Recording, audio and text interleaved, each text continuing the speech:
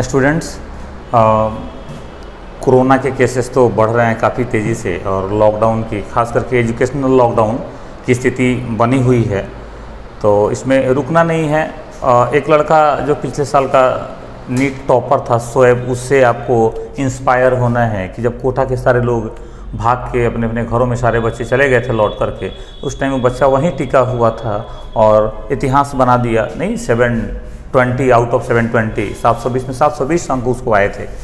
तो ऐसे ही लोगों से इंस्पायर हो करके आपको अपने काम में लगे रहना है।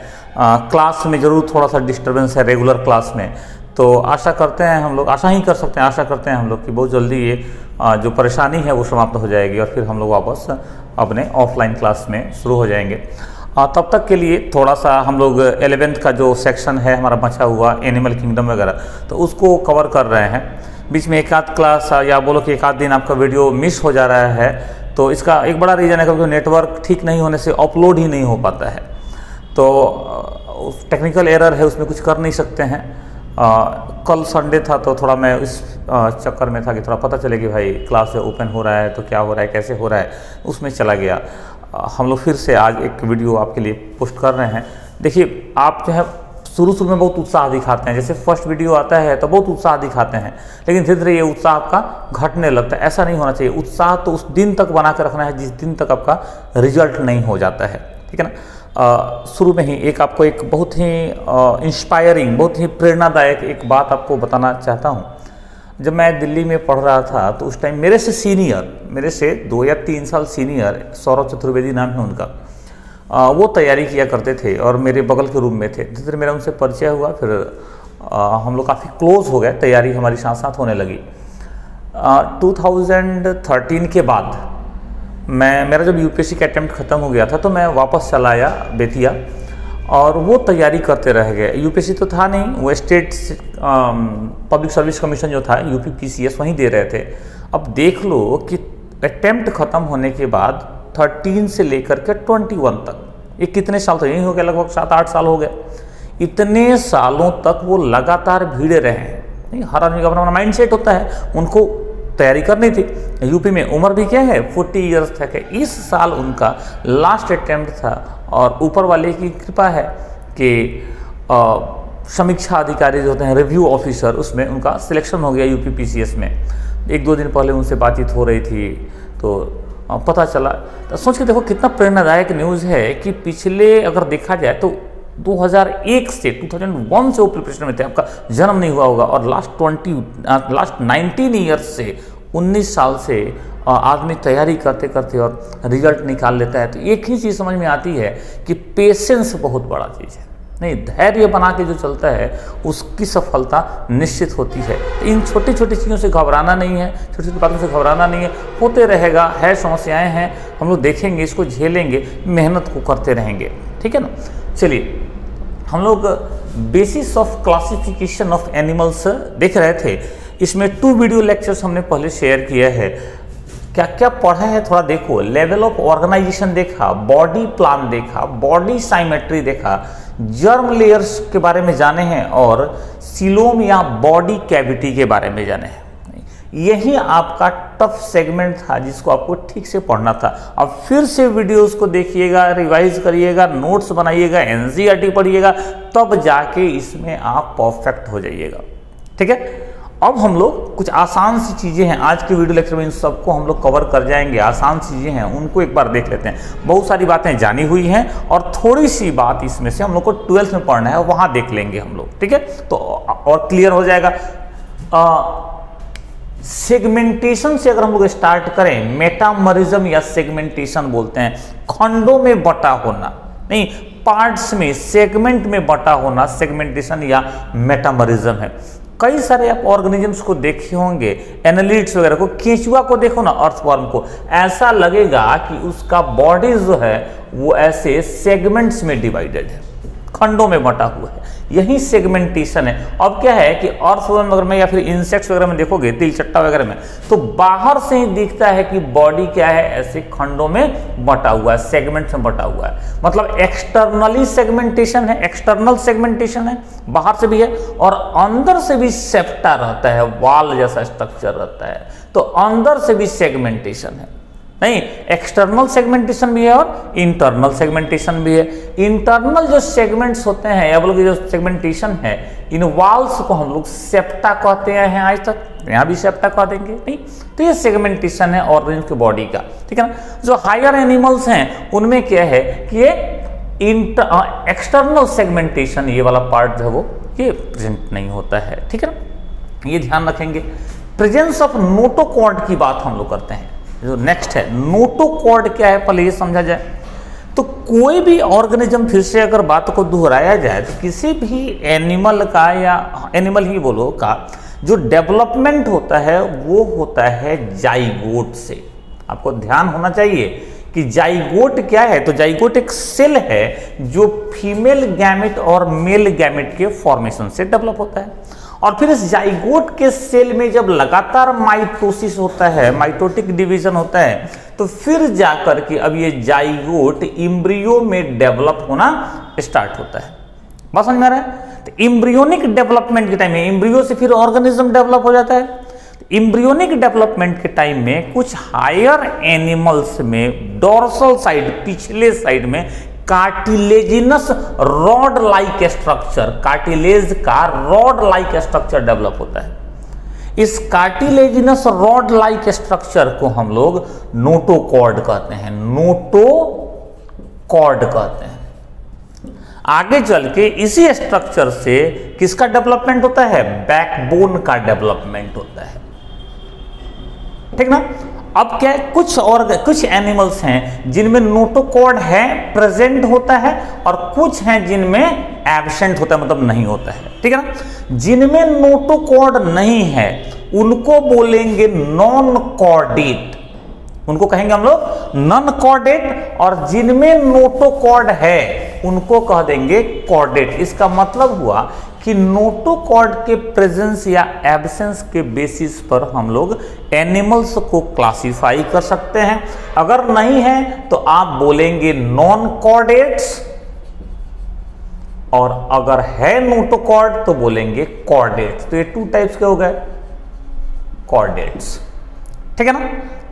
नेक्स्ट पे मूव करते हैं, डाइजेशन। अब देखना जरा सा, ये बात भी सब एलिमेंट में जो हम लोग पढ़े हुए हैं। डाइजेशन कहते हैं किसको है, जो भी कॉम्प्लेक्स मैक्रोमॉलिक्यूल्स हैं, बड़े साइज के जो कॉम्प्लेक्स ऑर्गेनिक मॉलिक्यूल हैं, उनके ब्रेकडाउन के प्रोसेस को हम लोग डाइजेशन कहते हैं। नहीं, उनके तोड़ने के, उनके टूटने के प्रोसेस को डाइजेशन कहते हैं। जैसे कार्बोहाइड्रेट में स्टार्च मैक्रोमॉलिक्यूल है, वो टूटता है जब ग्लूकोज में, तो प्रोसेस को क्या बोल देंगे, डाइजेशन बोल देंगे। प्रोटीन मैक्रोमॉलिक्यूल है, बड़े साइज का मॉलिक्यूल, एटॉमिक वेट या बोलो कि मॉलिक्यूलर वेट हाई है, उसके ब्रेकडाउन के प्रोसेस को, जब प्रोटीन टूट करके चेंज हो जाएगा एमिनो एसिड में, प्रोसेस को क्या बोलेंगे, डाइजेशन बोलेंगे। तो डाइजेशन तो पढ़ा हुआ है हम लोगों का। अब क्या है जरा याद करिए, कई सारे ऐसे ऑर्गेनिजम्स हैं जिनमें सेल के अंदर डाइजेशन होता है। सिंपल स्ट्रक्चर वाले ऑर्गेनिज्म है, प्रोटोजोआ को याद करो ना, अमीबा वगैरह को, सिंगल सेल वाले ऑर्गेनिज्म है, उनमें सेल के अंदर ही डाइजेशन होता है। पसंद आ रहा है। और जो एडवांस एनिमल्स हैं उनमें क्या, पॉरीफेरा स्पॉन्जेस में भी सेल के अंदर ही डाइजेशन होता है। वहां तो टिश्यू लेवल है नहीं, ऑर्गन सिस्टम लेवल है नहीं, सेलुलर लेवल है, तो वहां पर डाइजेशन सेल के अंदर होता है। और वहीं जो एडवांस ऑर्गेनिजम्स हैं उनमें डाइजेस्टिव ट्रैक होता है, ट्यूब होता है, उस ट्यूब के अंदर, हॉलो ट्यूब के अंदर क्या होता है, डाइजेशन होता है। बस समझ आ रहा है। तो बोलेंगे कि जब भी सेल के अंदर डाइजेशन होगा तो बोलेंगे क्या, बताओ, इंट्रा सेलुलर डाइजेशन, सेल के अंदर का डाइजेशन। और जब भी सेल के बाहर डाइजेशन होगा, ट्यूब में डाइजेशन होगा, डाइजेस्टिव ट्रैक्ट में डाइजेशन होगा, तो बोलेंगे extra cellular digestion, extra cellular digestion. तो डाइजेशन के बेसिस पर भी ऑर्गेनिजम्स टू टाइप के हो जाएंगे, इंट्रा सेलुलर डाइजेशन वाले और एक्स्ट्रा सेलुलर डाइजेशन वाले। क्लियर है ये? इस डाइजेशन के बाद जो नेक्स्ट है that is excretion. Excretion, body में जो वेस्ट मटेरियल्स हैं उनको बाहर निकाल देने के प्रोसेस को हम लोग क्या कहते हैं? एक्सक्रीशन कहते हैं। अब एक्सक्रीशन में देखो ना, एक्सक्रीटरी ऑर्गन्स, जिन ऑर्गन्स के थ्रू एक्सक्रीशन होता है उनको एक्सक्रीटरी ऑर्गन बोलते हैं। तो अब अलग अलग टाइप के एनिमल्स में एक्सक्रीटरी ऑर्गन्स अलग अलग हैं, उसके बेसिस पर भी क्लासिफाई कर सकते हैं। अलग अलग ऑर्गेनिजम्स, एनिमल्स जो हैं उनका, उनमें जो एक्सक्रीटरी प्रोडक्ट है वो अलग अलग है। एक बार जा करके एक्सक्रीशन चैप्टर का जो नोट्स है उसको दोहराइएगा। नहीं याद करिए, हम लोग पढ़े हुए थे अमोनोट्रेलिक, यूरिकोटेलिक, यूरियोटेलिक। तो ये सब जो है अब एक्सक्रीशन में हम लोग में एक्सक्रीटरी प्रोडक्ट के बेसिस पर एनिमल्स को क्लासिफाई कर सकते हैं। हम लोग जो एक्सक्रीटरी ऑर्गन्स हैं उनके बेसिस पर क्या कर सकते हैं? एनिमल्स को क्लासिफाई कर सकते हैं। तो ये भी एक बेसिस बन जाता है क्लासिफिकेशन का, एनिमल क्लासिफिकेशन का। Next, fertilization. फर्टिलाइजेशन ये 12th में मैं आपको कराऊंगा डिटेल में। अभी इतना समझते हैं कि फर्टिलाइजेशन है क्या? तो फीमेल गैमेट और मेल गैमेट के फ्यूजन से जाइगोट का फॉर्मेशन, जो अभी बात हम लोग कर रहे थे।